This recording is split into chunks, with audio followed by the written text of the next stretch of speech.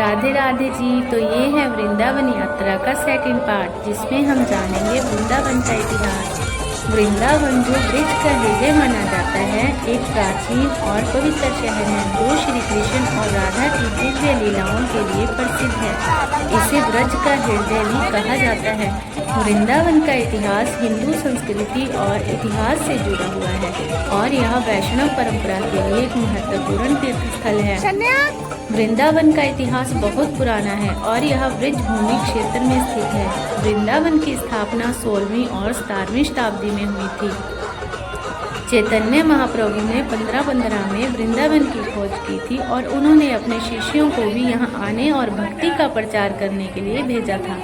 वृंदावन को श्री कृष्ण और राधा की लीलाओं के लिए जाना जाता है, जैसे कि रासलीला। वृंदावन में बांके बिहारी जी का मंदिर, श्री रंगनाथ जी का मंदिर, श्री कृष्ण बलराम जी मंदिर, प्रेम मंदिर आदि बहुत से प्रमुख मंदिर हैं। बात करें गोस्वामियों के योगदान की तो चैतन्य महाप्रभु, स्वामी हरिदास जी, श्री हित हरिवंश महाप्रभु बल्लवाचार्य जी जैसे गोस्वामियों ने वृंदावन को सजाने और इसके वैभव को स्थापित करने में महत्वपूर्ण भूमिका निभाई है। कुछ मान्यताओं के अनुसार वृंदावन में तुलसी के पौधे बहुत ज़्यादा है, इसलिए इसे वृंदावन नाम दिया गया है। मथुरा से निकटता। वृंदावन मथुरा से लगभग 12 किलोमीटर दूर है और यमुना नदी के तट पर बसा हुआ है। उत्तर प्रदेश के मथुरा जिले में स्थित वृंदावन एक ऐतिहासिक शहर है। वृंदावन का इतिहास अत्यंत प्राचीन है, जिसका उल्लेख वेदों और पुराणों में भी मिलता है। माना जाता है कि यह स्थान द्वापर युग में वृंदावन के नाम से जाना जाता था। हिंदू पौराणिक कथाओं के अनुसार भगवान श्री कृष्ण ने अपने बचपन के दिन यहीं बिताए थे। इस जगह को प्रेम भूमि के नाम से भी जाना जाता है। यह हिंदुओं के लिए एक प्रमुख तीर्थ स्थल है। ऐसे में आइए जानते हैं वृंदावन के बारे में। वृंदावन 2 शब्दों से मिलकर बना है। वृंदा यानी तुलसी और वन यानी बाग। यहाँ अधिक मात्रा में तुलसी के पौधे पाए जाते हैं, जिसके कारण इसका नाम वृंदावन पड़ा। वृंदावन को 5000 वर्ष से भी अधिक पुराना माना जाता है। यह द्वापर युग में भगवान श्री कृष्ण और राधा का निवास स्थान था। वृंदावन के राधा दामोदर मंदिर में भगवान श्री कृष्ण के पैरों के निशान पाए जाते हैं। वृंदावन यमुना नदी से 3 ओर से घिरा हुआ है। निधिवन में स्थित रंग महल में रोज रात को भगवान श्री कृष्ण और राधा रानी के लिए श्रृंगार का सामान सजाया जाता है। मान्यता है कि रात्रि में वे आकर इसका उपयोग करते हैं और सुबह सामान अस्त व्यस्त मिलता है। वृंदावन में एक ऐसा मंदिर भी है जिसके खुलने और बंद होने का समय निश्चित है, लेकिन वहां ताले या चाबी का प्रयोग नहीं होता। माना जाता है कि मंदिर भगवान की इच्छा से खुलते हैं और बंद होते हैं। वृंदावन में गायों को बहुत पवित्र माना जाता है। वहाँ कई गौशालाएं हैं जहाँ गायों की सेवा की जाती है। वृंदावन में कई पवित्र कुंड और सरोवर हैं जिनका धार्मिक महत्व है। ऐसा माना जाता है कि इनमें स्नान करने से मोक्ष की प्राप्ति होती है। वृंदावन का निधिवन अपनी अनोखी विशेषताओं के लिए जाना जाता है। कई कहानियों और मान्यताएं हैं कि भगवान श्री कृष्ण और राधा रानी यहाँ के पेड़ों के बीच रासलीला करते हैं, जिसके कारण पेड़ों का रूप बदलता रहता है। श्री बांके बिहारी मंदिर में शंख नहीं बजता। मान्यता है कि श्री बांके बिहारी शांत और मधुर स्वभाव के देवता हैं। ऐसे में शंख की तेज ध्वनि उनके शांत वातावरण को भंग कर सकती है। 16वीं शताब्दी तक वृंदावन धाम धीरे धीरे अपनी भव्यता खो रहा था, लेकिन 1515 में एक ऐतिहासिक परिवर्तन पाया गया। भगवान चैतन्य महाप्रभु, जिन्हें कृष्ण का अवतार माना जाता है, उन्होंने वृंदावन की यात्रा की। उन्होंने मंदिर की जीर्णोद्धार किया, तीर्थ यात्रा को पुनर्जीवित किया और भक्ति और राधा कृष्ण प्रेम का संदेश फैलाया, जिसके बाद आज वृंदावन दुनिया भर के तीर्थ यात्रियों और पर्यटकों के लिए एक प्रमुख आकर्षण केंद्र है। वृंदावन में तकरीबन 5000 छोटे बड़े मंदिर हैं। वृंदावन के प्रसिद्ध रंग महल में भक्त ठाकुर जी को श्रृंगार के विभिन्न सामान्य जैसे फूल, माला, चंदन, सिंदूर आदि अर्पित करते हैं। वहीं भक्तों को प्रसाद के रूप में भी श्रृंगार के सामान ही मिलते हैं। वृंदावन के प्रसिद्ध रंग महल मंदिर से जुड़ी कई पौराणिक मान्यता है।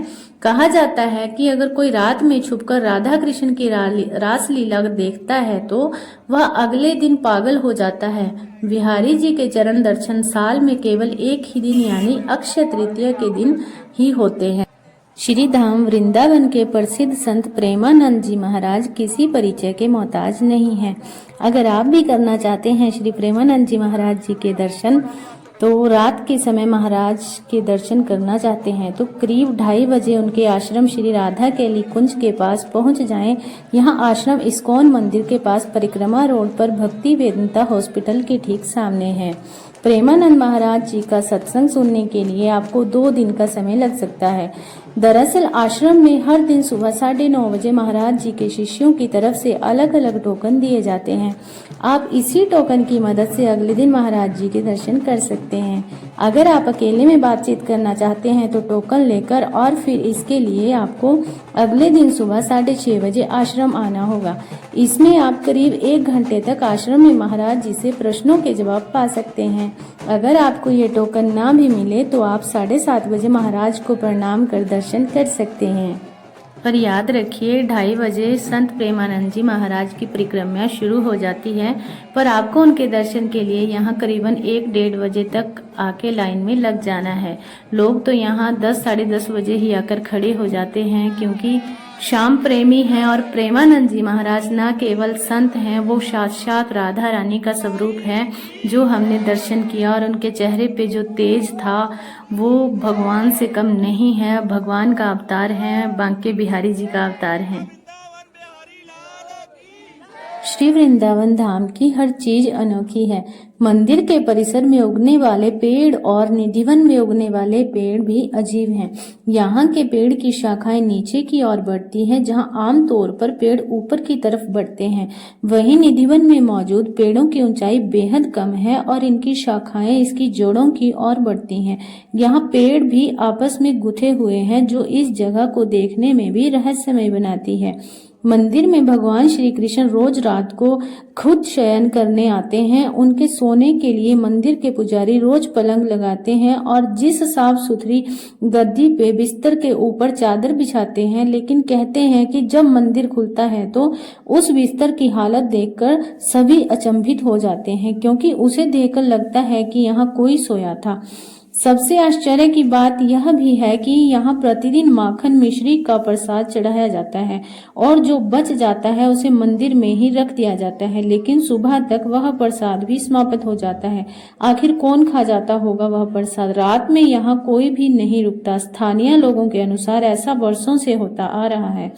कुछ लोग इसे अंधविश्वास मानते हैं और कुछ लोग इसे श्री कृष्ण भगवान का चमत्कार।